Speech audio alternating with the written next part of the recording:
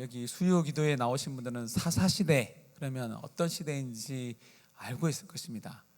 하나님의 은혜를 받았지만 또한 사사를 통하여서 계속해서 구원하여 주시지만 그 구원의 은혜를 잊어버리고 타락하여서 하나님의 징계를 받고 징계 가운데서 하나님께 부르짖었더니 또다시 하나님께서 사사를 보내주셔서 이스라엘 백성들을 구원해 주셨다. 이 얘기가 계속해서 반복해서 나옵니다. 오늘 본문 이야기는 삼손의 이야기인데 마지막 사사의 이야기입니다. 그러니까 사사시대의 마지막 시대 이야기라고 여길 수 있습니다. 그런데 우리가 이 삼손에 대해서 오해를 많이 했습니다. 하나님의 말씀과 그 구조와 또한 시각을 어떻게 바라야 될지 잘 몰랐기 때문에 제가 흔히 할아버지 목사님들에게 얘기하는데, 할아버지 목사님들이 도덕적으로 이 삼손을 바라보니까 이 삼손은 힘만 세고 세욕이고 여자를 밝히고 자기 보기에 좋은 대로 살아간 사람, 그 사사의 직분을 맡았음에도 불구하고 사사들이 또한 나실인으로 해야 되지 않을 것을 많이 하여서 눈이 뽑히고 심판을 받았다. 그렇지만 그를 사용하여서 하나님께서 은혜를 베풀어 주셨다. 이렇게 지도로 이야기가 흘러갔는데 우리 삼손에 대해서 우리가 오해를 했기 때문입니다. 오늘 그 오해한 것을 조금 풀어보고자 합니다. 삼손은 마지막 시대에 하나님께 부르짖지 않던 시대에 하나님으로부터 부르심을 받았습니다. 나면서부터 부르심을 받았습니다. 나면서부터 부르심을 받았지만 이 시대, 마지막 시대, 또한 삼손이 태어난 그 장소, 이 장소부터가 하나님께서 특별히 구원을 일으키기 위해서 사용하고 계신다는 것을 나타내고 있습니다. 이전에 삼손의 마지막 전에 보면 사사들이 등장하는데 나중에 기드온 이후로부터는 사사들도 타락하기를 시작합니다. 분명 하나님께서 그를 불러서 사사를 통해서 구원의 역사를 일으켰는데 백성들이 타락한 건 둘째치고 사사들조차도 계속해서 타락하고 있었습니다. 그래서 멀쩡한 사람들, 어른들을 불러서 하나님께서 사용하시는데, 구원의 도구로 사용하시는데 이 어른들이 계속해서 타락을 하는 거예요. 그래서 하나님께서 이제는 어린 아이를 부르기 시작합니다. 그래서 어린 아이가 부르심을 받았다는 것은 모든 어른들이 바른 믿음의 삶을 살고 있지 않았다는 증거입니다. 사무엘도 그렇고 삼손도 그렇고 그 시대가 얼마나 악하여서 믿음의 어른들이 정말로 하나님을 바라보며 바르게 살겠노라, 또한 바르게 살고 있는 믿음의 어른들이 없어서 하나님께서 날 때부터 선택하여서 그를 사용하여서 하나님께서 일하고 계신 거예요. 그래서 삼손이 부르심을 받았다. 그럼 어른들이 부끄러워해야 되는 거예요. 우리 이 땅 가운데, 우리 웅천교회에 부흥의 주역이 될 때에 어른들을 사용하지 않고, 장로님을 사용하지 않고, 권사님을 사용하지 않고, 집사님을 사용하지 않고 어린아이를 불러서 하나님께서 구원의 역사를 일으키고 있다. 그럼 우리가 어떻게 해야 됩니까? 부끄러워해야 되는 거예요. 지금 이 시대가 그런 시대입니다. 또한 믿음의 사람들이 아들이들을 낳지 못하고 있습니다. 오늘 본문에 이 삼손의 부모님이 소개가 있는데요, 이 삼손의 부모님이 어디 땅에 살고 있냐면 소라 땅에 살고 있습니다. 소라 땅은 단 지파가 여호수아 때 분배받은 땅이었어요.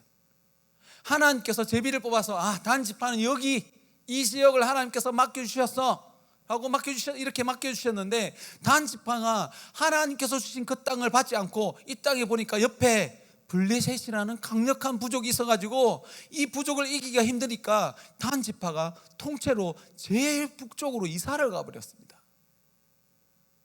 그래 단 지파 사람들이 통째로 제일 이스라엘 백성들의 이스라엘 땅의 북쪽으로 이사를 해버렸는데, 그 중에 단 지파에 속한 마노아, 삼손의 아버지라는 사람이 아직까지 소라 땅, 처음 하나님께서 단 지파에게 부여하신 그 땅에 살고 있었던 거예요. 300년 전에 사사시대가 거의 시작될 때쯤에 단 지파가 다 이동해버렸지만 이 삼손의 아버지는 하나님께서 주신 땅이 이 땅이야, 단 지파가 부여받은 땅이 소라 땅이야. 그래서 마노아가 소라 땅에 살고 있었던 그 자체가, 이 마노아가 참된 믿음의 사람이었다는 거예요. 참된 믿음의 사람이 약속의 땅에서 거하면서 삼손 아버지 마노아의 소원이 무엇이겠습니까? 하나님, 산 지파는 이 땅을 부여받았는데 이 땅을 차지해야 되는데 하나님, 이 땅을 차지할 수 있도록 은혜를 베풀어 주셔서 기도하고 있지 않았겠습니까? 그냥 그 땅에 살고 있었겠습니까? 마노아는 하나님의 약속을 믿고 그 땅에 살고 있었던 거예요. 그렇지만 그에게 자녀가 없었습니다. 삼손은 좀 일찍 죽어서 좀 나이가 어리게 보이지만 삼손과 사무엘과 입다라는 사사와 또한 이후에 등장하는 사무엘은 같은 시대의 사람이에요.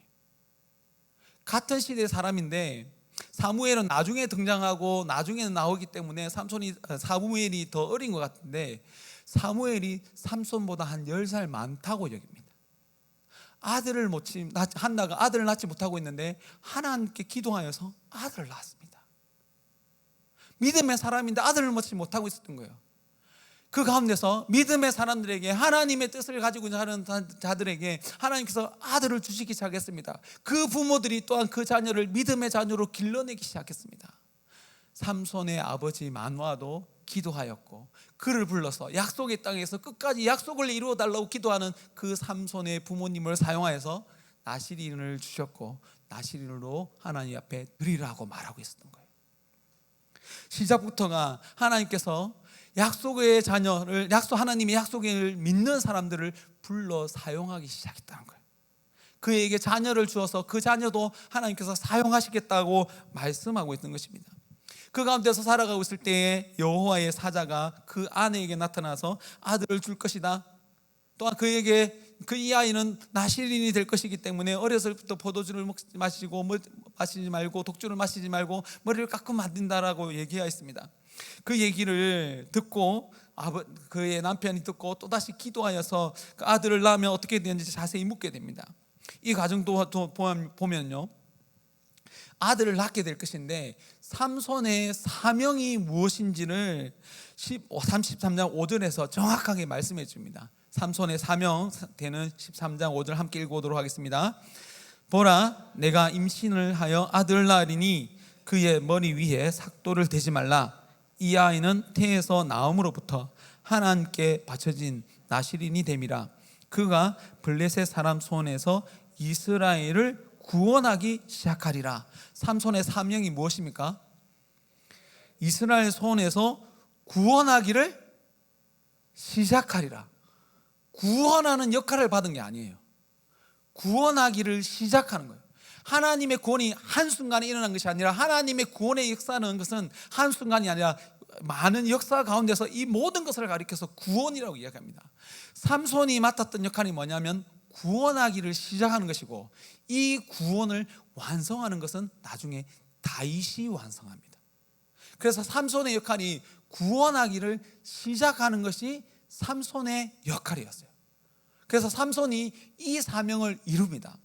이스라엘 백성들이 하나님께 기도하지 않았습니다. 마지막 사사시대에는 이스라엘 백성들이 그 징계를 받으면 하나님, 이 징계가 너무 힘듭니다, 기도해야 되는데 이스라엘 백성들이 기도하지 않는 시대가 사사시대의 마지막 시대였습니다.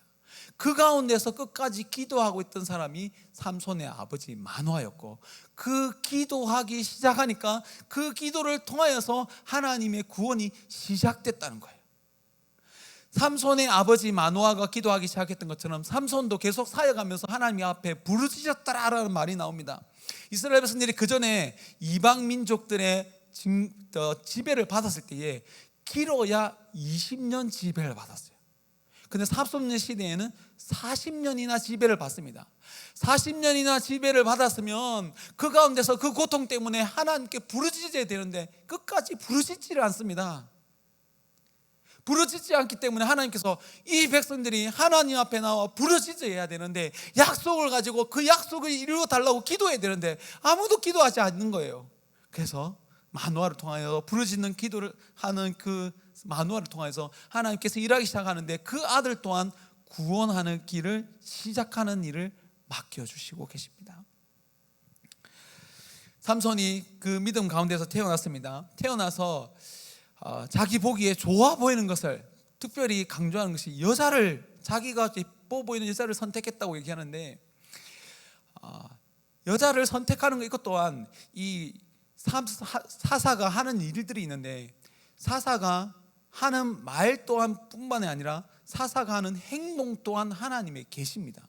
그래서 이 사사가 여자를 밝혔다기보다는 블레셋 여자, 딥나 여자를 취한다는 이 자체가 블레셋과 이스라엘 백성들과 떨어져서 우리는 블레셋의 지배를 받는 것이 아니라 하나님의 지배를 받아야 되는 것을 알고 그렇게 간구해야 되는데, 이스라엘 백성들이 블레셋의 지배를 받는 것을 당연하게 여기고 있는 거예요. 블레셋이 우리 민족을, 이스라엘 민족을 다스리는 것을 너무나 당연하게 받아들이고 있기 때문에 이 삼손은 블레셋과 우리는 같이 하면 안 된다는 것을 보여주는데, 그 사역이 딥나 지역에 가서 딥나 여인을 취한 거예요. 이것을 통하여서 하나님께서 구원하기를 시작하기 위해서 이 일을 하게 하셨다라고 성경에서 분명하게 말하고 있습니다. 사사기 14장 4절 말씀입니다. 함께 읽겠습니다. 그때에 블레셋 사람이 이스라엘을 다스린 까닭에 삼손이 틈을 타서 블레셋 사람을 치려 함이었으나 그의 부모는 이 일이 여호와께로부터 나온 것인 줄을 알지 못하였더라. 지금 그 시대에 누가 누구를 다스리고 있습니까? 하나님이 이스라엘 백성들을 다스리는 것이 아니라 블레셋 사람들이 이스라엘을 다스린 까닭에, 그 이유 때문에 지금 이 이스라엘 백성들은 하나님의 이야기를 듣고 하나님의 다스림을 받아야 되는데, 블레셋 사람의 이야기를 듣고 블레셋의 다스림을 받고 있는 거예요. 그래서 너희들이 현재는 이랬지만 이 가운데서 분쟁이 일어나서 나누어져서 이제는 하나님의 다스림을 받아야 된다는 것을 알려주기 위해서 삼손이 하나님의 뜻을 가지고 블레셋에 가서 딥나 여인을 취한 거예요. 아니나 다를까 딥나 여인을 취했더니 그 가운데서, 여자 가운데서 삼손이 이스라엘 백성들을 치는 하나님의 구원의 역사가 일어납니다. 이렇게 하나님의 구원의 역사가 일어나면 이스라엘 백성들이 어떻게 됩니까? 우리가 블레셋 사람들의 지배를 받고 있었는데, 우리가 블레셋 사람들의 지배를 받아야 되는 것이 아니라 누구의 지배를 받아야 된다고 생각해야 됩니까? 하나님의 지배를 받아야 되는데, 너무나도 그것을 당연하게 여겨서 하나님께서 세우신 사사가 그 블레셋을 쳐부수고 있는데, 블레셋을 싸워 이기고 있는데, 그냥 이긴 정도가 아니라 이 블레셋이 민족이 다 쳐들어와도, 다 공격해와도 삼손이 이기고 있어요. 하나님께서 세운 사사가 삼손이 이기고 있으면 깨닫고, 하나님께서 세운 사사를 쫓아가야 우리가 구원을 얻겠구나, 그렇게 생각하면 우리는 이스라엘 백성들이 누구를 따라가야 됩니까? 사사 삼손을 따라가야 되잖아요. 근데 이스라엘 백성들이 어떻게 하는지 아십니까? 삼손을 잡아다가 블레셋에서 계속 바치려고 해요. 너무 신기하지 않습니까? 너무나 죄에 익숙하면 하나님의 사람들이 그렇게 된다는 거예요. 죄의 지배를 받고 그것을 당연하게 여기고 오히려 그 가운데서 즐거움을 찾고 그 가운데서 기쁨을 찾으니까 하나님께서 내 자녀를 구원하기 위해서 사사를 보내주셔서 구원의 역사를 일으키는데, 이스라엘 백성들이 하나님의 구원을 깨닫지 못하고 하나님께서 세운 사사를 따라가지 아니하고 여전히 블레셋이 지배하는 것이 당연하게 여기고 하나님께서 세운 사사를 이방인에게 넘겨주고 있다는 거예요. 그래서 유일한 사사가, 삼손의 유일한 그 특이한 점이 뭐냐면, 다른 사사는 하나님의 구원의 역사를 일으키면 사람들이, 이스라엘 백성들이 그 사사를 따라갔어요. 근데 삼손은 아무도 따라가지 않습니다. 마지막까지 따라가지 않습니다. 그 다음 여자, 또 그 다음에 많은 역사가 있지만 그 다음에도 또다시 한 기생집에 들어가는 이야기가 나옵니다. 사사기 16장 1절 말씀인데요, 함께 읽어보도록 하겠습니다. 삼손이 가사에 가서 거기서 한 기생을 보고 그에게로 들어갔더니, 가사는 블레셋 지역의 도시입니다. 그 도시에 있는 여자라면 이방인 여자일 가능성이 아주 많고요, 기생이라고 했기 때문에 그 집에 그냥 삼손이 들어갈 수 있었을 거예요. 그래서 이 장면을 보고 여전히 여자를 밝히고 있구나라고 말하는데, 그 이후의 역사를 보면 그 가사에 있는 여자를 취함으로 또다시 그 가사 지역에 있는 성문의 문을 뽑아버리게 되는 역사를 일으킵니다. 사사기 16장 3절 말씀입니다. 함께 읽어보겠습니다. 삼손이 밤중까지 누워있다가 그 밤중에 일어나 성 문짝들과 두 문설들과 문빗장을 빼어가지고 그것을 모두 어깨에 메고 헤브론 앞산 꼭대기로 가니라. 이 구절을 사실 설명할 수 없지만요, 삼손이 들고 왔던 게 뭐가 있습니까? 성 문짝들과 두 문설주와 문빗장을 빼어가지고 그것을 깨가지고 헤브론 앞산까지 꼭대기까지 들고 갔어요. 이 말씀 또한 하나님께서 세운 메시아, 하나님께서 세운 사람이 이런 일을 할 거다라고 하나님 말씀하셨어요. 그래서 삼손이 행한 이 일은 그냥 힘이 세다는 것을 나타내는 것이 아니라 삼손이 하나님께서 세운 구원자다라는 것을 알려주고 있는 거예요. 삼손이 그렇게 힘이 세서 문짝을 들고 그것을 들고 가가지고 그 무거운 것을 왜 들고 왔겠습니까? 그 들고 가는 것을 이스라엘 백성들에게 왜 보여주었겠습니까? 삼손의 이 사역은 하나님께서 이스라엘 백성들을 구원하기 위해서 삼손을 하나님께서 세우셨다. 그렇기 때문에 이제 삼손을 따라가야 하나님의 구원을 얻는다는 것을 보여준 거예요. 그런데도 이스라엘 백성들이 여전히 삼손을 따라가지 않습니다. 그리고 세 번째 여자가 우리가 잘 알고 있는 드릴라입니다. 드릴라 이야기도 한번 읽어보도록 하겠습니다. 사사기 16장 4절 말씀입니다. 함께 읽겠습니다. 이후에 삼손이 소래 골짜기에 드릴라라 이름하는 여인을 사랑하며. 드릴라는 블레셋과 이스라엘 백성들이 경계에 살고 있던 여자입니다. 그래서 이방 여자라기보다는 블레셋 지역에 있는 사람이라기보다는 이스라엘 백성들 땅에 살고 있는 이스라엘 여자라고 보는 것이 맞습니다. 그 여자를 사랑했다고 얘기합니다. 사랑할 수 없는 자인데 사사가 사랑했다는 거예요. 하나님께서 이 이스라엘 백성들이 하는 것을 보면 도저히 사랑할 것이 없는데, 사랑할 만한 것이 없는데 하나님께서 여전히 이 백성들을 사랑하고 있다는 것을 이 말씀을 통하여 알려주고 있는 거예요. 하나님께서 세우신 그 사사가 하나님의 구원의 역사를 일으키는데도 불구하고 그 사사를 따라가지 않는 이스라엘 백성들을 하나님께서 여전히 사랑하고 있다고 말하는 거예요. 이것을 도덕책으로 보면 삼손이 그래봐 여전히 마지막까지 여자를 밝힌 애가 이것을 알려주는 것이 아니라 사사 삼손이 드릴라라는 여자를 사랑했다는 그 말 자체가 하나님께서 여전히 이스라엘 백성들을 사랑하고 있다는 거예요. 그 사랑을 받았으면 이 이스라엘 여자 드릴라가 삼손을 따라가자라고 얘기해야 되잖아요. 그런데 이 드릴라에게 블레셋 사람들이 찾아와서 은 100세겔을 줄 거니까 삼손의 힘이 도대체 어디에서 나오는지 알아달라고 얘기합니다. 근데 이 드릴라가 어떻게 합니까? 자신을 사랑할 것이 많은 조건이 없는, 자격이 없는 자를 사랑해 줬는데, 그러면 삼손을 따라가자라고 얘기했는데 돈을 많이 준다고 하니까 또 어떤 생명의 위협을 받았는지 모르겠지만 그 가운데서 하나님께서 세운 사사를 따라가자고 말한 것이 아니라 어떻게 하면 이 삼손을 팔아넘길까 기회를 보고 있다는 거예요. 이 말 자체도 이스라엘 백성들이 하나님께서 세운 그 사사를 따라가기보다는 당연히 이 블레셋 사람의 지배를 받아야 되는데 그 지배를 방해하는 삼손을 어떻게 하면 팔아넘길까, 지금 누가 이런 일을 하고 있다는 거예요? 이스라엘 백성들이 그런 일을 하고 있다는 거예요. 이 이야기를 그대로 예수님 시대로 가지고 와서 봅시다. 예수님께서 하나님의 보내심을 받고 이 땅에 찾아오셨어요.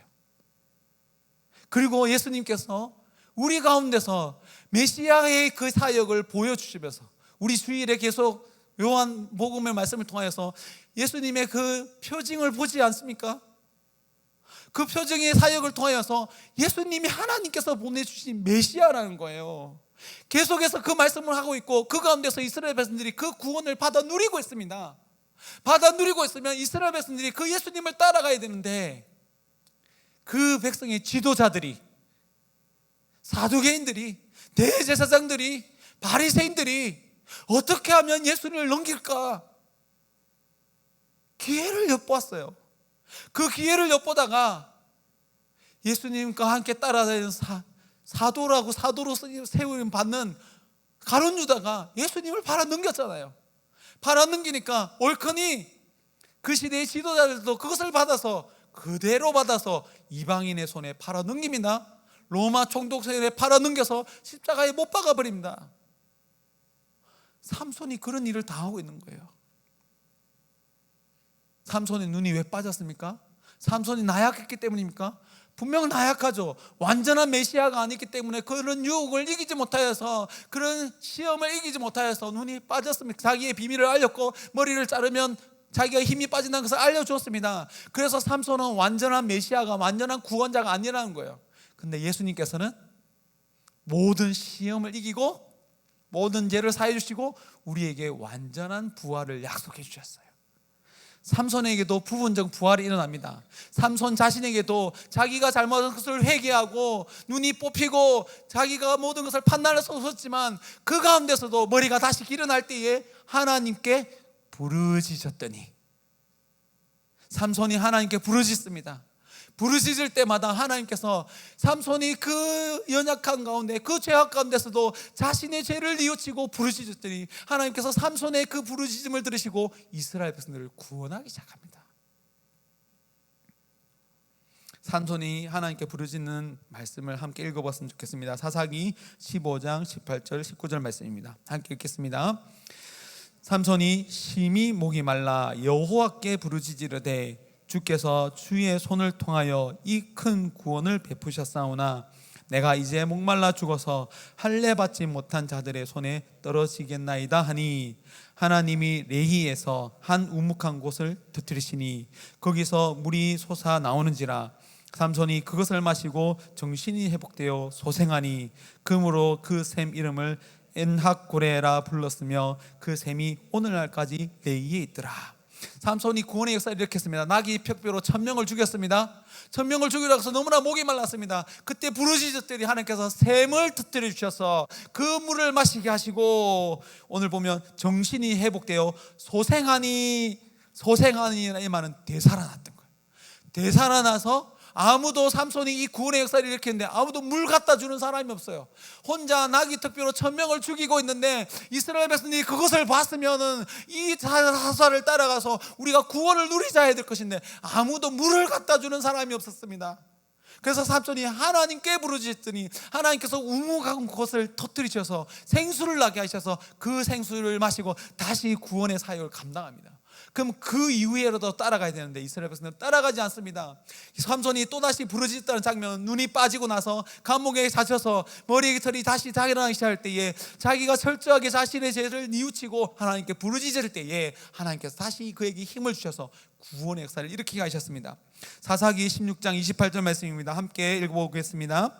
삼손이 여호와께 부르짖으되 주 여호와여 구하옵나니 나를 생각하옵소서. 하나님이여 구하옵나니 이번에만 나를 강하게 하사 나의 두 눈을 뺀 블레셋 사람에게 원수를 단번에 갖게 하옵소서.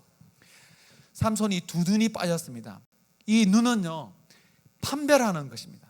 눈을 봤다라고 할 때는 그것을 판단할 수 있는 지혜가 있다는 거예요. 그래서 삼손이 눈이 빠져서 이제 뭔가를 볼 수 없고 판단할 수 없게 되었습니다. 그렇지만 하나님의 약속을 믿고 부르짖으면 그에게 다시 힘을 주셔서 구원의 역사를 일으킨다는 거예요. 삼손이 그 가운데서 눈이 빠졌지만 하나님께서 주신 힘으로 그 다곤 신전 앞에서 그 블레셋 신전의 기둥을 무너뜨려서 이전에 접으셨던 블레셋 사람들보다 그때에 죽인 사람이 더 많았더라라고 얘기합니다. 이 일이 삼손에게 주어진 일이었고, 이후로 이스라엘 백성들이 우리는 하나님의 지배를 받아야 되는구나, 저기 블레셋 사람이었구나, 블레셋 사람의 지배를 받는 것이 당연한 것이 아니라 블레셋과 싸워야 되는구나, 그것을 깨닫고 사무엘을 넘어가면 사무엘과 함께 블레셋과 싸우기 시작하는 거예요. 하나님께서 주신 구원의 사명을 시작한 거예요. 오늘날 우리가 적이 누구인지를 알았으면 좋겠습니다. 우리 안에 문제가 뭔지를 먼저 알았으면 좋겠습니다. 우리가 진정으로 하나님을 따라간다면, 그 하나님의 말씀을 알고 올바로 하나님의 말씀을 안다면, 하나님의 말씀을 다른 데 갖다 붙이는 것이 아니라, 다른 이유로 갖다 붙이는 것이 아니라 하나님께서 세운 사사를 쫓아가는 것, 그것으로 나타나기를 간절히 바랍니다. 그럴 때에 하나님께서 그 다음을 인도해 주십니다. 이스라엘 백성들이 블레셋과 싸워야 된다는 것을 알기 시작했지만 어떻게 싸워야 하는지를 알지 못했어요. 그때에 사무엘이 어떻게 싸워야 되는지, 싸움을 어떻게 준비해야 되는지를 하나하나 가르쳐 주기 시작합니다. 하나님의 가르침을 따라 한 걸음 한 걸음 나아갈 때에 블레셋을 이기기 시작하고, 블레셋을 이김으로 하나님의 도우심을 받기 시작하고, 그 도우심을 계속해서 받아서 다윗이 하나님의 도우심으로 인하여 블레셋을 완전히 이기게 되고, 하나님께서 세우신 그 왕국을, 왕의 나라를 시작하게 됩니다. 오늘 이 시간 우리가 하나님 더 기도하면서 하나님의 말씀을 바로 알게 하여 주옵소서. 그리고 누구와 싸워야 되는지를 알게 하여 주옵소서. 나의 문제가 무엇인지를 알게 하여 주옵소서. 내가 고쳐야 할 것이 무엇인지를 먼저 알게 하여 주옵소서.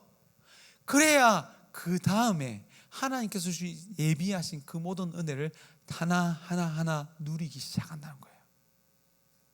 연말이 되었습니다.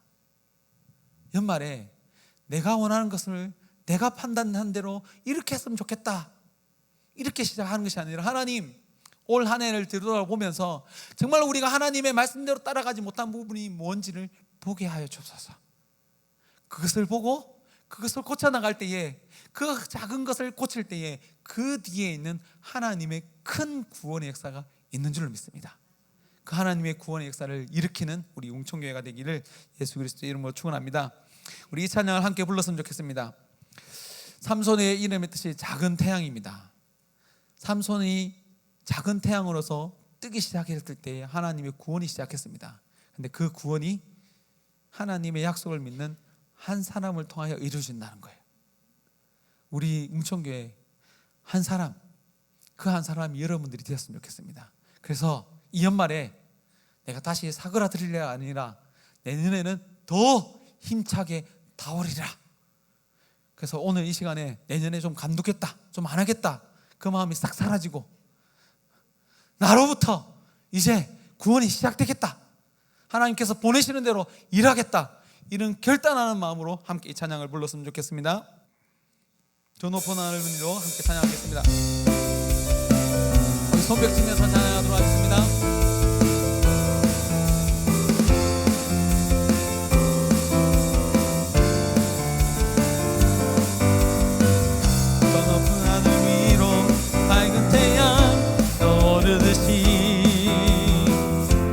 주저앉지 않으리. 어떤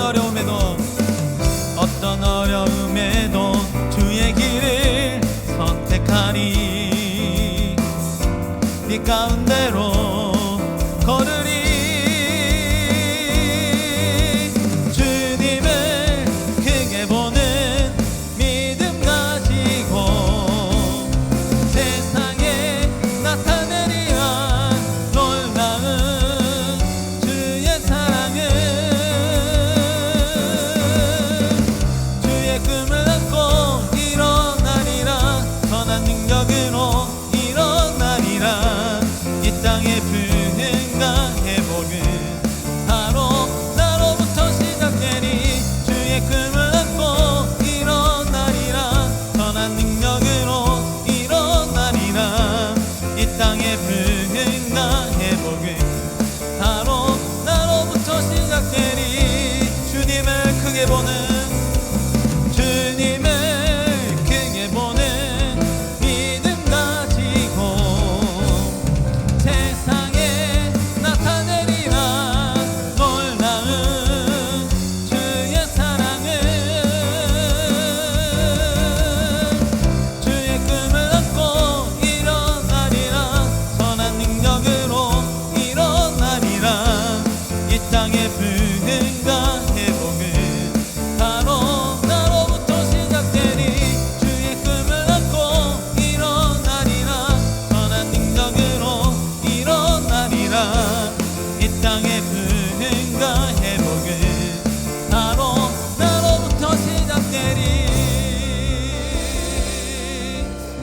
기도했으면 좋겠습니다. 부흥은 하나님의 약속을 믿는 그 한 사람의 기도로부터 시작됩니다. 이 어려울 때에 또 힘든 때에 기도했으면 좋겠습니다. 기도하면 그 기도하는 한 사람을 통하여서 하나님의 구원의 역사가 시작됩니다. 삼손이 그것을 말해줬고 삼손의 부모가 그것을 말해줬습니다. 우리가 이 약속을 믿고 하나님, 내년에 2026년에 하나님께서 부흥을 주실 것인데 나의 작은 이 믿음의 기도로부터 시작되게 하여 주옵소서. 우리 주여 함께 외치고 기도하도록 하겠습니다. 주여, 살아계신 하나님 아버지, 사용하여 주옵소서. 우리를 이끌어 주옵소서. 우리의 작은 기도를 사용하여 주옵소서. 우리가 이전에 아무리 잘못했다 할지라도, 연약한 모습이 있다 할지라도, 아무리 긴 징계를 받았다 할지라도 하나님께서 다시 한 번 더 부르짖는 우리의 기도를 사용하여 주셔서 다시 한 번 더 하나님의 구원을 시작하여 주실 줄 믿습니다. 하나님 아버지, 깨닫게 하여 주옵소서. 하나님의 그 약속이 깨달아지게 하여 주셨고 믿어지게 하여 주셨고 또한 부르짖게 하여 주셔서 하나님, 우리의 부르짖는 이 작은 기도를 통하여서 하나님의 큰 구원의 역사가 일어나게 하여 주셔서 하나님, 어린아이를 불러 사용하여 주셨습니다. 하나님 아버지, 그 신의 믿음의 어른들이 없어서 하나님께서 부르셨습니다.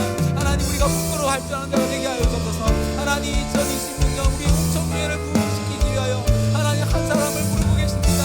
하나님 아버지, 사용하여 주셔서 나를 사용하여 주셔서 우리를 사용하여 주셔서 기도하고 있는 셀리들을 사용하여 주셔서 우리를 사용하여서 하나님의 구원의 역사가 시작되게 하여 주셔서 또한 구원의 역사를 이루어가는 자가 되게 하여 주셔서 하나님의 그 구원이 이루어지는 2026년이 되게 하여 주셔서 하나님께서 사용하여 주시고 하나님께서 이끌어 주시고 있습니다.